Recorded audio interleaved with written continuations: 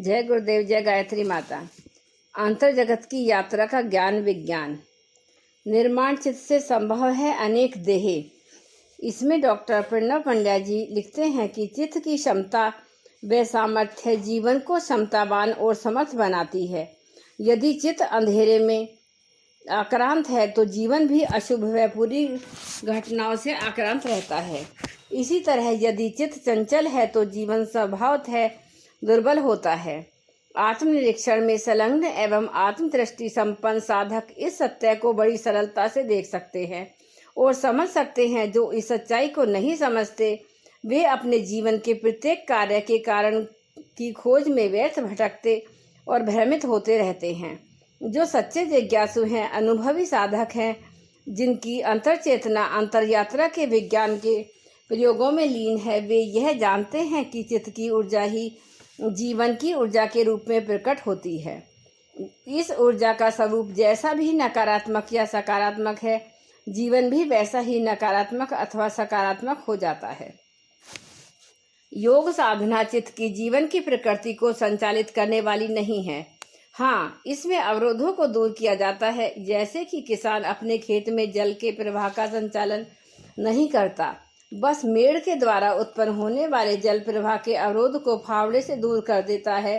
ठीक इसी तरह योग साधना द्वारा प्रकृति के कार्यों व प्रवाह के अवरोध दूर कर दिए जाते हैं। शेष प्रकृति न केवल अपना संचालन स्वयं करती है, बल्कि अपने कार्यों को पूरा भी स्वयं करती है। इस सच्चाई को जानने वाला साधक अपनी साधना और साधना की उपलब्धियों के अभिमान से बचा रहता है। इससे आगे ऋषि पतंजलि अपने आगे सूत्र में चित्र के सर्वथा अभूतपूर्व स्वरूप निर्माण चित्र के सत्य को उद्घाटित करते हैं। निर्माण चित्र केवल अस्मिता से बने होते हैं। इस सूत्र की सम्यक व्याख्या करने में प्राय सभी व्याख्याकारों ने कृपणता बरती है, जबकि सिद्ध योगी अपनी इस योग प्रक्रिया के बल पर स्वयं को एक साथ कई स्थानों में प्रकट करते हैं।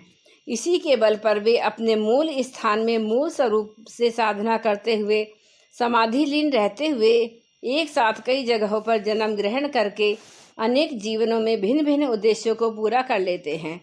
इस महत्वपूर्ण सूत्र की तार्किक व्याख्या के लिए सूत्र पदों के अर्थ पर विचार करना चाहिए।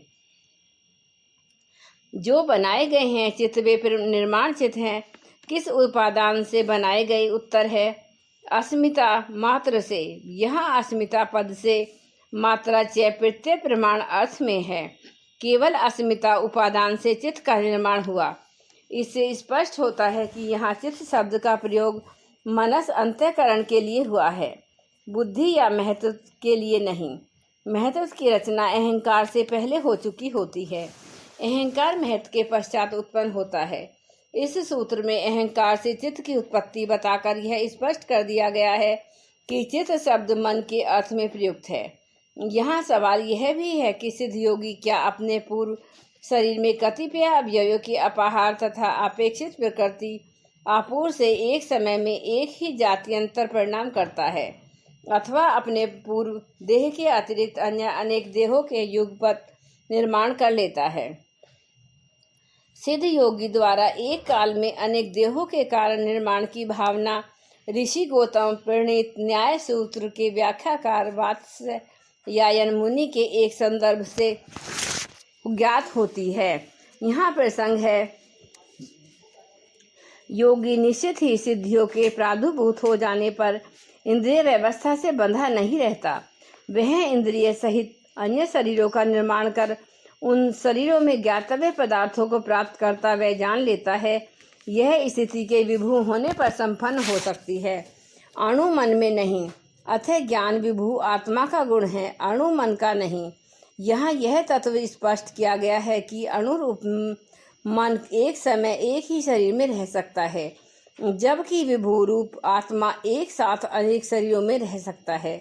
निर्माण चित्र के सत्य को महान योगी मत्येंद्र नाथ एवं गोरखनाथ की योग कथा के प्रसंग से और भी स्पष्ट ढंग से समझा जा सकता है। योगी जनों के बीच यह बहुश्रुत व बहुप्रचलित है। कहते हैं कि एक बार योगी मत्येंद्र किसी अति विशिष्ट साधना प्रयोजन से कामरूप देश चले गए। देवी कामाख्या के सिद्ध क्षेत्र में यह कामरूप देश स्त्री राज्य था। यहाँ नारियों का शासन था। यहाँ की महारानी ललिता योग सिद्धि नारी थी। उनकी योग विभूतियाँ, योग शक्तियाँ व योग सिद्धियाँ अलौकिक व अतुलनीय थीं। यहाँ कोई बाहरी पुरुष प्रवेश नहीं कर सकता था। योगी मत्येंद्र नाथ एवं अपने योग बल से वहां पहुंचे। उन्होंने अपने योग बल ज्ञान बल से योग सिद्ध ललिता के दर्प को चूर्ण किया। उनसे पराजित होकर महारानी ललिता ने स्वयं का समर्पण उनके चरणों में कर दिया। मत्स्येंद्र नाथ भी प्रसन्नता से रानी ललिता के साथ रहने लगे। इधर योगियों व साधकों में प्रवाद फैल गया कि महान योगी मत्स्येंद्र नाथ योग पथ से भ्रष्ट हो गए हैं। अब यह स्त्रियों के बीच उलझ गए हैं। उनमें अब कोई योग शक्ति नहीं रही। यह प्रवाद धीरे धीरे समाज में प्रसारित होने लगा। सभी मत्स्येंद्र नाथ की निंदा करने लगे। गोरखनाथ अपने महान गुरु की निंदा सहन न कर सके। उन्होंने सोचा कि वह स्वयं कामरूप देश जाएंगे और अपने गुरु का उद्धार करेंगे। अपने संकल्प के अनुसार गोरखनाथ उनके बाधाओं व विघ्नों को पार करते हुए कामरूप देश पहुंच गए। इस स्त्री राज्य में पहुंचने के लिए उन्हें स्त्री वेश धारण करना पड़ा। स्त्री वेश में वह सभी बाधाओं को पार करते हुए अंतोगतवा पहुंच गए। यहाँ मत्स्येंद्र नाथ महारानी ललिता के साथ सभा में बैठे थे। अब तक उन दोनों के एक पुत्र भी हो चुका था। मीननाथ गोरखनाथ इस सभा में बैठकर मृदंग बजाने लगे। स्त्री वेशधारी गोरखनाथ के मृदंग वादन से एक ही स्वर निकल रहा था, जाग मच्छंदर गोरख आया। गोरखनाथ के इन स्वरों को मत्स्येंद्र नाथ ने पहचान लिया। उन्होंने महारानी ललिता से कहा, देवी, अब हमारे यहाँ से प्रस्थान करने का समय हो गया है।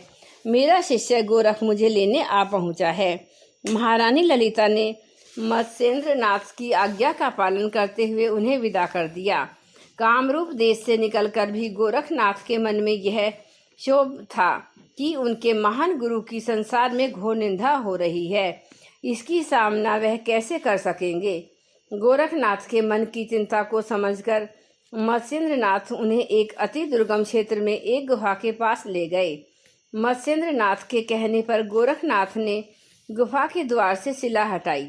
शिला हटाने पर जो दृश्य देखा तो वह घोर आश्चर्य में पड़ गए। यहाँ तो स्वयं मत्स्येंदु समाधि में लीन थे। गोरखनाथ के पास पहुँचने पर समाधि लीन मत्स्येंद्र नाथ ने आंखें खोलते हुए कहा, आश्चर्य न करो, बस मेरा मूल स्वरूप यहीं पर साधना से रत है। कामरूप देश जाने वाला शरीर मेरे निर्माण चित्त द्वारा उपजा है। निर्माण चित्त के द्वारा मैं यहीं बैठे हुए अनेक स्थानों पर एक साथ जन्म ले सकता हूँ, जीवन जी सकता हूँ। स्वयं को एक साथ अनेक देह में बिना जन्म लिए प्रकट कर सकता हूँ। ऐसा कहते हुए उन्होंने कामरूप देश जाने वाले शरीर को स्वयं के मूल रूप में लीन कर लिया। गोरखनाथ निर्माण चित्र के इस विज्ञान को समझकर गुरु महिमा को जानकर नतमस्तक हो गए। जय गुरुदेव, जय गायत्री माता, जय माता दी।